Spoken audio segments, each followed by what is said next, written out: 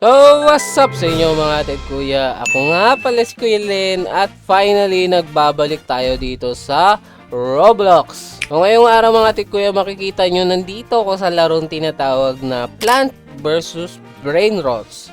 Kasi gusto ko pag-usapan to eh. So, sa mga hindi nakakaalam, itong bagong larong to na madaming players ngayon. Kung titignan nyo, meron siya ngayong 158,000 concurrent player. So, madami yan para sa bagong laro, no?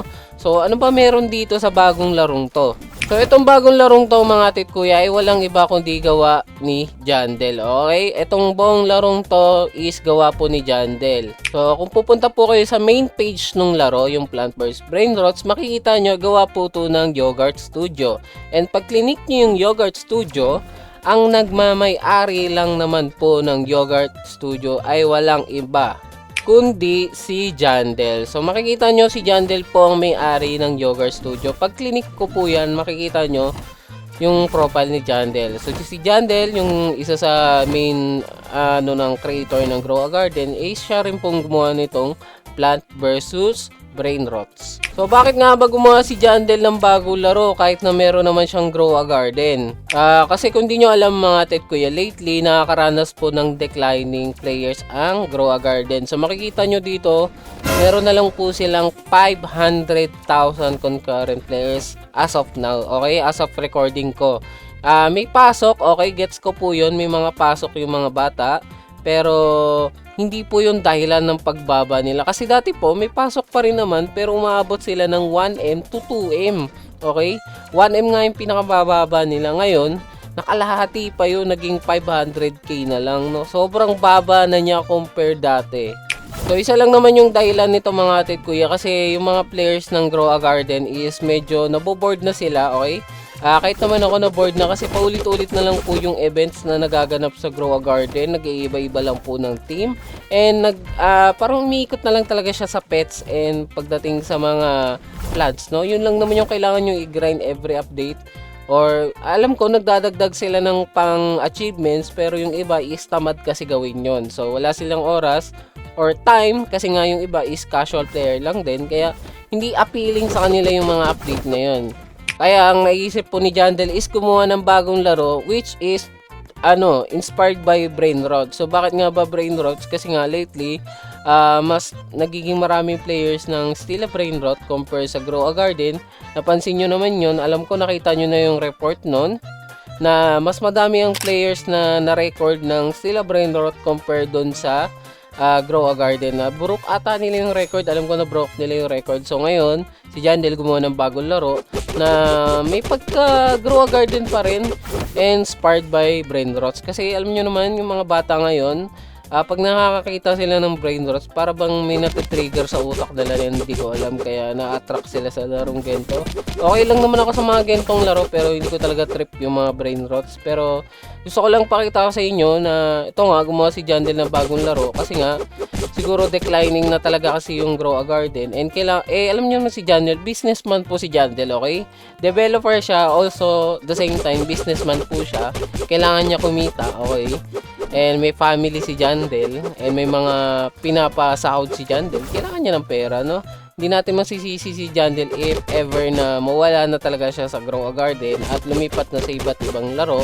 Kasi nga, part of business lang yun para kay Jandel. So, explain ko naman sa inyo kung paano gumagana tong larong to. Sobrang basic lang nung laro, as in, pupunta kayo dito sa umpisa, bibili kayo ng plant, yung cactus seed, ipaplant nyo parang plant by zombie, tapos ngayon, papatayin nyo tong mga brain rots. Pagpatay nyo ng mga brain rots, mga tit kuya, yan, kunyari, yan, patay nyo, mapupunta yan sa inventory nyo.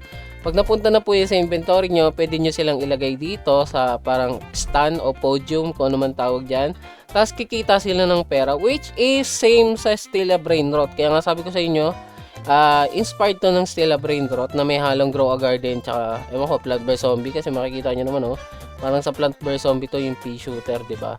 So, kikita nyo, kukulik kayo pera. Ngayon, uulit lang yung gagawin nyo.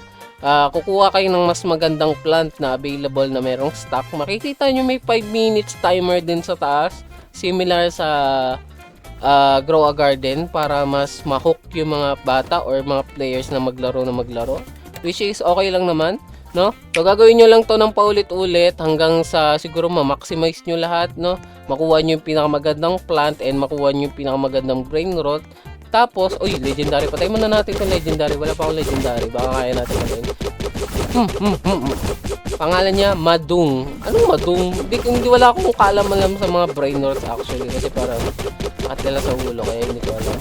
So, tignan natin kung gaano kaganda si Madung. So, 45 si Madung. Mas maganda pa rin yung... Ay, hindi. Maganda si Madung. Palitan natin to, okay? So, naglaro lang ako kasi gusto ko rin i-try, no? So, ang gagawin nyo lang dito is paulit-ulit lang. Magpapalax kayo ng plant. Magpapalax kayo ng brain rots.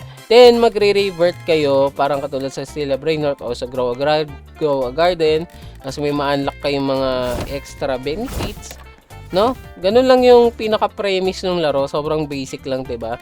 And ang masasabi ko lang, sobrang polished ng laro despite na bago lang siya, no? Makikita nyo yung index, ang ganda ng pagkakayos nila. And meron mga iba't ibang variant. Actually, ang daming variant. Makikita nyo. Maganda siya kung gusto nyo ng Grow a Garden and still a Brain Rot at the same time. Kasi nga, para siyang pinaghalong ganong laro. No, ma-enjoy nyo to kung na-enjoy nyo yung dalawang laro. Napansin ko meron din pala mga ano dito, no, mga tawag dito, mga gears na pwede nyong gamitin para splash on plants to make them grow faster. Na similar sa Grow a Garden. And magagamit nyo para sa PBE, kumbaga sa mga brain rot para mas mapadali. Shoot, oh, ganda. Ano to, unlimited? Ay, hindi siya unlimited. May amount pala siya. Dapat pala hindi ko na binili. Ay, duling. Ito mama. Ala, ano ba to? Hindi naman nagana yung banana gun. Kailangan para-parapan. Anyway, nakita nyo, sobrang basic lang ng laro. And comment nyo sa baba kung naglalaro kayo nito. And comment nyo kung gusto nyo bang maglaro ako nito. Kasi ngayon, tinatry ko lang to kasi nga, napansin ko, gumawa pala si Jandel ng bagong laro. So, nagulat ako gumawa si Jandel ng bagong laro. And inspired by Stella Brain Rot. Tapos pinagsamang Grow a Garden.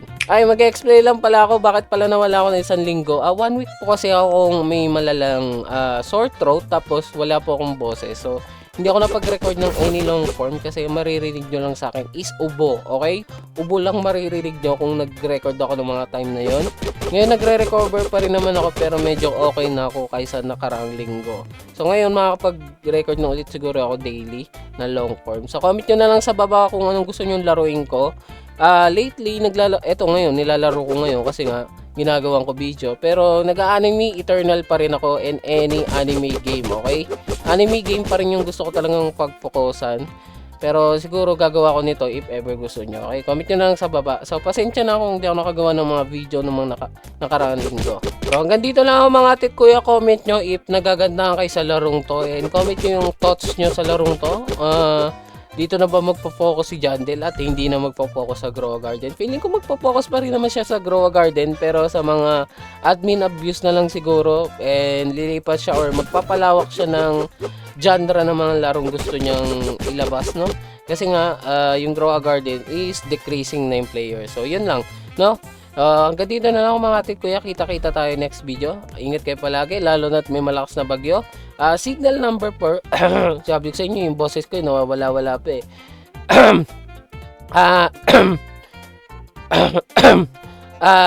Mga atit kuya, signal number 4 po yung Calabarzon ngayon. So mag-iingat po kayo and make sure naka-charge po lahat ng phone nyo lalo na't baka mag-brown out po ng mga tagalin kasi malakas po yung bagyo ngayon, okay?